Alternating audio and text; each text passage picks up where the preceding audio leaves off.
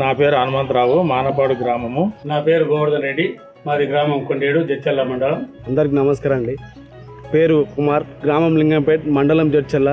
ఈ సంవత్సరం US 4753 విత్తనం నాటడం జరిగింది.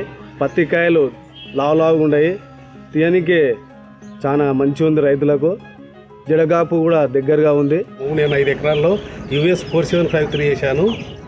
అది 5 ఎకరాల్లో 65 క్వింటాల దిగుబడి వచ్చింది. కాయ సైజు లావు ఉంటుంది, అన్ని దగ్గరకు ఉంటుంది. పత్తి తీయడానికి బాగుంటుంది. తెగులు కానీ దోమ కానీ తక్కువ ఉంటుంది. నేను 14 ఎకరాలు పెట్టినా, 160 క్వింటాలు వెళ్ళింది.